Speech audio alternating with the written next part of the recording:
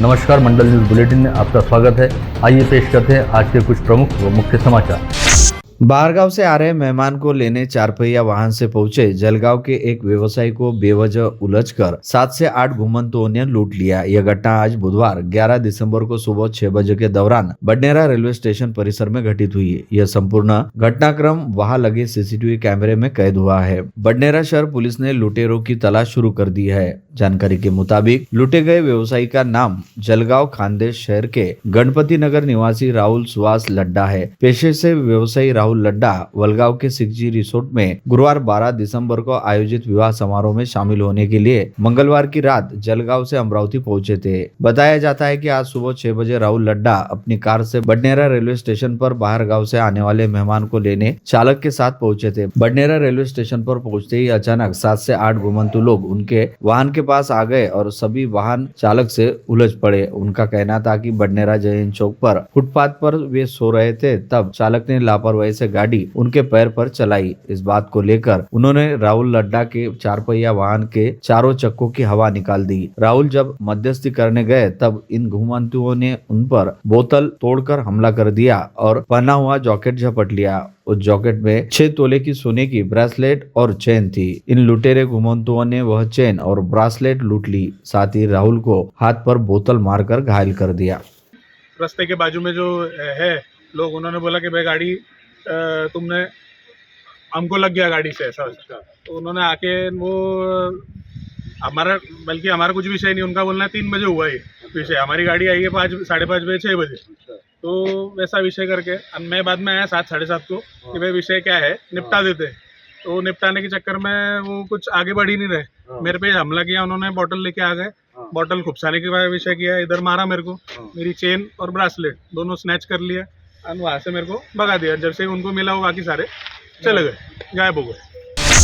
आयुक्तालय परिक्षेत्र में चोरी की घटनाओं में दिनों दिन इजाफा होते जा रहा है। साईनगर के श्रद्धा कॉलोनी स्थित सालासार रेसिडेंसी में आज बुधवार को सुबह दिन दहाड़े शातिर चोरों ने 2 फ्लैट के ताले तोड़कर सोने के आभूषण व नगद राशि सहित लाखों रुपयों का माल चुरा लिया। साथ ही एक फ्लैट के ताले तोड़ने का प्रयास किया। दिन दहाड़े घटित इस चोरी की घटना से नागरिकों में दहशत व्याप्त है। घटनास्थल के पास के एक निर्माण कार्य स्थल पर लगे सीसीटीवी कैमरे में शातिर चोर दोपहिया से भागते हुए नजर आए हैं। 2 मोटरसाइकिल पर 4 लोग चोरी करने पहुंचे थे। इनमें से 2 बदमाश बाहर खड़े रहे और 2 लोगों ने रेसिडेंसी में घुसकर घटना को अंजाम दिया। बडनेरा पुलिस ने घटनास्थल का जायजा कर मामले की जांच शुरू की है। घटनास्थल पर फिंगरप्रिंट एक्सपर्ट व श्वान पथक को भी बुलाया गया था।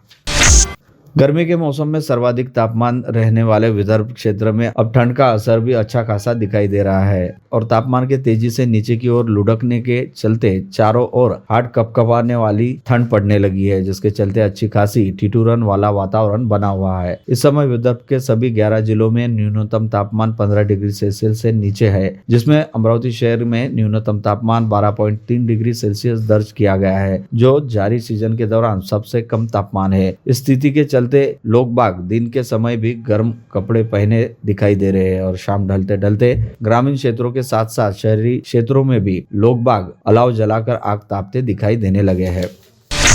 मंगलवार को तड़के 5 बजे विदर्भ का नंदनवन कहे जाते चिखलदरा में तापमान 6 डिग्री सेल्सियस के आसपास जा पहुंचा था, जो सुबह 7 बजे 8 डिग्री सेल्सियस दर्ज किया गया, जिसकी वजह से पूरा परिसर बेहद सर्द हो चुका था। करीब 1 सप्ताह के बाद ठंड ने शानदार कमबैक किया है और तापमान में 5 से 6 डिग्री सेल्सियस की कमी आई है। इस समय ठंड का सर्वाधिक असर आदिवासी बहुल मेलघाट के पर्वतीय क्षेत्रों में दिखाई दे रहा है।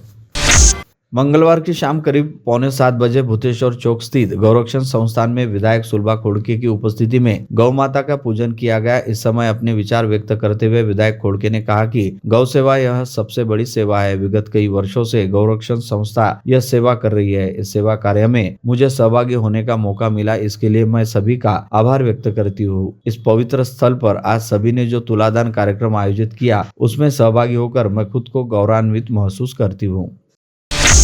तिवसा विधानसभा निर्वाचन क्षेत्र के विधायक राजेश वानखड़े ने तहसील के विविध गांवों में आभार व संवाद दौरा किया। तहसील के कौंडन्यपुर में विदर्भ कन्या रुक्मिणी माता के दर्शन कर आशीर्वाद लेकर दौरे की शुरुआत की। इस दौरान पदाधिकारी एवं कार्यकर्ता ने शॉल व श्रीफल देकर विधायक राजेश वानखड़े का सत्कार किया। इस समय तहसील के ठप विकास कार्यों संबंध में चर्चा की गई। राजेश वानखड़े ने गाँव के लंबित विकास कार्य जल्द से जल्द पूर्ण कर निर्वाचन क्षेत्र से अब विकास से अब दूर नहीं रहेगा, यह विश्वास व्यक्त किया।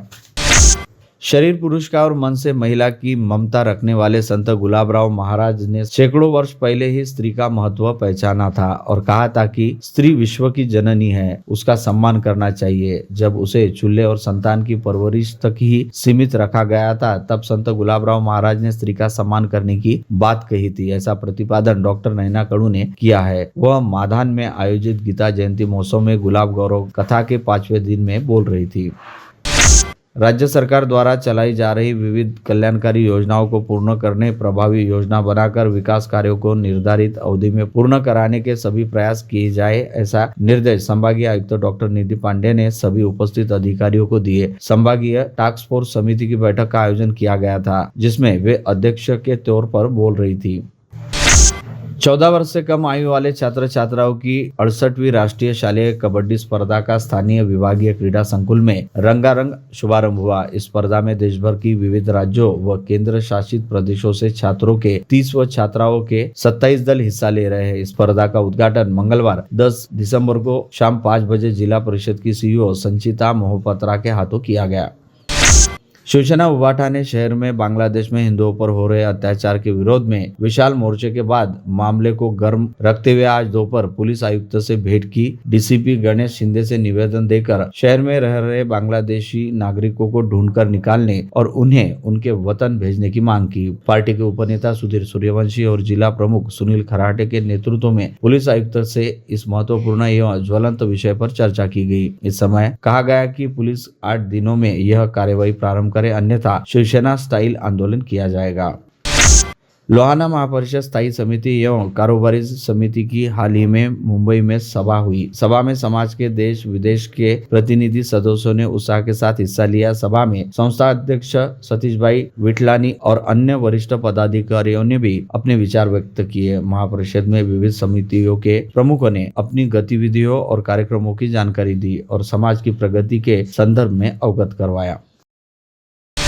राष्ट्रसंत परम गुरुदेव श्री नम्रमुनि महाराज साहिब की प्रेरणा से अरहम युवा सेवा ग्रुप की भारत भर में फैली शाखाओं द्वारा कपकपाती ठंड में दुर्गम क्षेत्रों में जरूरतमंद हेतु शीतकालीन मेगा ब्लैंकेट वितरण महाप्रकल्प का प्रारंभ किया है। इसी श्रृंखला में अरहम युवा सेवा ग्रुप द्वारा बडनेरा के समीप छोटे छोटे गाँवों के अभावग्रस्त असहाय विकलांग वृद्ध जनों में 200 ब्लैंकेट का वितरण किया गया है।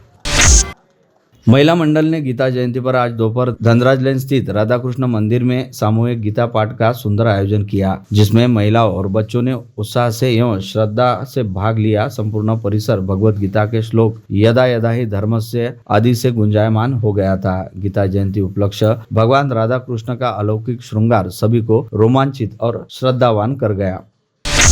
कल गुरुवार 12 दिसंबर के 4 बजे विश्व जागृति मिशन के प्रणेता तथा आध्यात्म जगत के जगत गुरु परम पूज्य आचार्य सुधांशु महाराज के सानिध्य में अकोली स्थित सत्संग भवन खंडेलवाल नगर यहाँ भक्ति सत्संग का कार्यक्रम रखा गया है। कार्यक्रम में सहपरिवार इष्ट मित्रों सहित उपस्थित होकर गुरु दर्शन व आशीर्वचन का लाभ लेने की विनंती विश्व जागृति मिशन अमरावती द्वारा की गई है।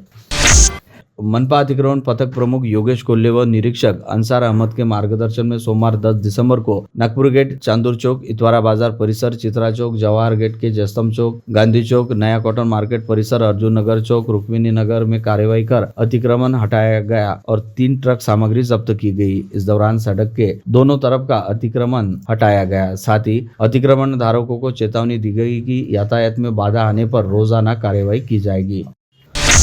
चांदूर बाजार के बेलोरा गांव स्थित जिला परिषद प्राथमिक उर्दू शाला में विगत 2 दिसंबर से लगातार किसी अज्ञात व्यक्ति द्वारा उत्पात मचाते हुए तोड़फोड़ करने का काम किया जा रहा है तथा शाला की दीवार व दरवाजों पर आपत्तिजनक नारे लिखते हुए माहौल बिगाड़ने का प्रयास किया जा रहा है। आए दिन घटित हो रही इस घटना को लेकर शाला के मुख्याध्यापक मोहम्मद सोहेल मोहम्मद नासिर ने चांदूर बाजार पुलिस थाने में अपनी शिकायत दर्ज कराई, जिसके आधार पर चांदूर बाजार पुलिस ने मामले की जाँच करना शुरू की है।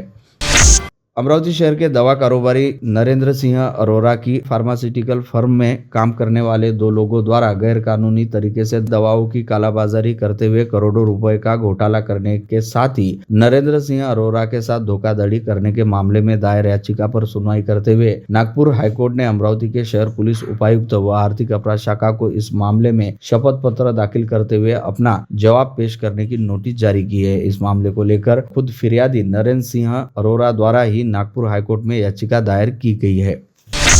अमरावती से पर्वतवाड़ा की ओर जाने हेतु रवाना हुई राज्य परिवहन निगम की बस में शेगांव नाका से सवार हुई 72 वर्षीय बुजुर्ग महिला की चलती बस में नवसारी परिसर के निकट तीव्र हृदयाघात के चलते मौत हो गई, जिससे बस में जबरदस्त हड़कंप व्याप्त हो गया। इस समय बस के वाहक ने तुरंत ही डायल 112 के जरिए पुलिस को सूचित करते हुए रापनी के वरिष्ठ अधिकारियों को इसकी जानकारी दी। पश्चात गाड़ीनगर पुलिस ने मौके पर पहुंचकर उक्त महिला के शव को बस से नीचे उतारा तथा एम्बुलेंस के जरिए इरविन अस्पताल के शवागार में रवाना किया, जिसके उपरांत राज्य परिवहन निगम की बस अपने अगले गंतव्य के लिए रवाना हुई। मिली जानकारी के मुताबिक साउर गांव निवासी पुष्पा सोनू ने कुछ दिन पहले शेगांव नाका परिसर में रहने वाली अपनी विवाहित बेटी के घर पर रहने हेतु आई थी और आज सुबह अपने घर जाने के लिए बेटी के यहाँ से रवाना हुई। इस महिला को उसके दामाद नरेंद्र काले ने पर्वतवाड़ा की ओर जाने वाली बस में शेगांव नाका से बिठाया था, लेकिन यह बस नवसारी परिसर में पहुंचते ही अपनी यात्रा के टिकट निकालते समय पुष्पा सोनू को अचानक तीव्र हृदयाघात हुआ और उसकी चलती बस में ही मौत हो गई। इस तरह से यह सफर ही पुष्पा सोनू के लिए अंतिम सफर साबित हुआ है।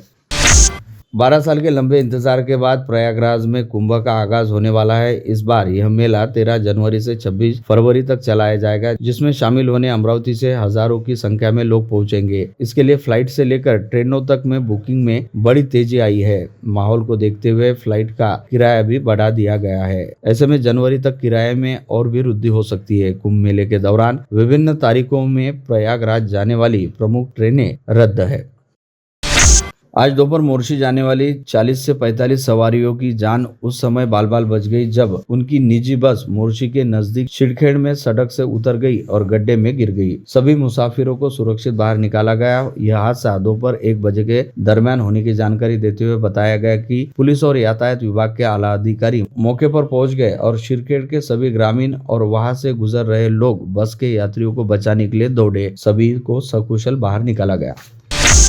अमरावती शहर के नागपुर गेट पुलिस थाना क्षेत्र अंतर्गत बिस्मिल्ला नगर परिसर में 3 दोस्तों के बीच ट्रक पर जाने को लेकर हुए विवाद में 2 दोस्तों ने मिलकर अख्तार खान नजीर खान नामक तीसरे दोस्त पर लोहे के पाइप से जानलेवा हमला किया और उसकी जमकर पिटाई करते हुए उसे अधमरी हालत में छोड़कर भाग गए। पश्चात बुरी तरह से घायल अख्तर खान को इलाज हेतु जिला सामान्य अस्पताल में भर्ती किया गया, जहाँ उसकी हालत गंभीर बनी हुई है। नागपुर गेट पुलिस मामले की जाँच कर रही है। साथ ही इस मामले में शाहरुख खान, तमीज खान तथा सैयद इमरान सैयद इस्माइल को नामजद किया गया है। धामनगांव रेलवे के मंगरूल दस्तगीर परिसर के दिगी महल्ले मार्ग पर साबनकर के खेत में जली अवस्था में मिली खेतिहर मजदूर की लाश के बाद मौत को लेकर संशय जताया जा रहा है। मृत मजदूर का नाम श्री कृष्ण दिनाजी लोंदे है। उनकी बेटी ने पुलिस में शिकायत कर आरोप लगाया कि किसी ने पिता को अन्यत्र मार डाला और शव यहाँ लाकर डाल दिया। थानेदार गौतम इंगले ने कहा कि परिवार की शिकायत पर जाँच प्रारंभ की गई है। अमरावती शहर के लाड़खड़ी से नवसारी रिंग रोड पर मन्नत हॉल के निकट शहर पुलिस की स्पेशल स्क्वाड व क्राइम ब्रांच यूनिट ने गुप्त सूचना के आधार पर कार्रवाई करते हुए शफीक बेग रशीद बेग नामक युवक को 0.998 किलो गांजे के साथ धर दबोचा। बरामद किए गए गांजे का मूल्य 20,000 रुपए आका गया है। इसके साथ ही शरीक बेग रशीद बेग नामक इस गांजा तस्कर को नागपुर गेट पुलिस के हवाले करते हुए उसके खिलाफ NPDA एक्ट के तहत कार्रवाई की गई है। 6 दिसंबर को आरवी से अमरावती आ रही राज्य परिवहन निगम की शिवशाही बस में अपने पति के साथ यात्रा कर रही 49 वर्षीय महिला की पर्स में रखे 35 ग्राम सोने के मंगलसूत्र व 1,000 रुपए नगद को किसी अज्ञात व्यक्ति ने चुरा लिया। इसकी शिकायत संबंधित महिला द्वारा अमरावती पहुंचने के बाद स्थानीय सिटी कोतवाली थाने में दर्ज कराई गई है। यवतमाल शहर के आर्नी मार्ग पर मंगलवार की रात 9 बजे के दौरान तेज रफ्तार से दौड़ रही कार चालक ने 6 वाहनों को टक्कर मार दी। सड़क किनारे बैठे सब्जी विक्रेताओं को भी इस वाहन ने उड़ाया। इस घटना के कारण चहल पहल वाले इस मार्ग पर खलबली मच गई। कार चालक शराब के नशे में धुत पाए जाने पर उपस्थित नागरिकों ने उसे घटनास्थल पर बेदम पीटा। इस दुर्घटना में 3 लोग गंभीर रूप से घायल हो गए।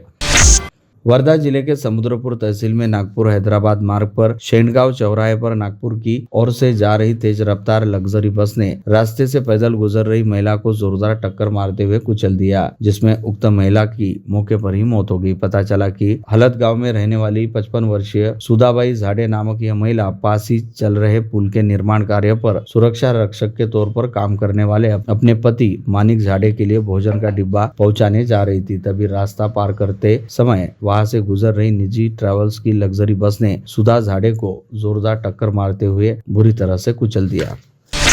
बुल्ढाना के चिखली रोड पर आज हुई भीषण सड़क दुर्घटना में एक युवक की मृत्यु हो गई। समीपस्थ येलगांव की शिक्षा संस्था की बस और दोपहिया के बीच आमने सामने टक्कर हो जाने से यह हादसा हुआ। आश्रमशाला के पास दुर्घटना हुई। खुबगांव निवासी जीवन इंगोले की इसमें जान चली गई। शहर पुलिस के दल ने तत्काल येलगांव पहुंचकर पंचनामा किया। समाचार लिखे जाने तक पुलिस ने कार्यवाही शुरू की थी। प्रथम श्रेणी न्यायाधीश सलीम जमानदार ने आरोपी किरण गोकुल सिंह चौहान को 2 अलग अलग चेक बाउंस मामले में सजा सुनाई है। शिकायतकर्ता पवन भट्टड ने आरोपी किरण चौहान को 2.5 लाख रुपए और वैशाली चौहान को 1,70,000 रुपए उधार दिए थे। शिकायतकर्ता के पास साहूकारी का सरकारी लाइसेंस है। उधार लेते वक्त आरोपियों ने पवन भट्टड को चेक दिए थे। जब शिकायतकर्ता ने अपने पैसे वापस मांगे तो आरोपी किरण चौहान ने ऊपर की रकम देने से मना कर दिया। इसके चलते शिकायतकर्ता ने ब्याज की रकम जोड़कर 2,79,760 रुपए का चेक बैंक में जमा कर दिया। चेक बाउंस होने के बाद पवन भट्टड के वकील नंदकिशोर कलंत्री के मार्फत अदालत में इस प्रकरण को पेश किया।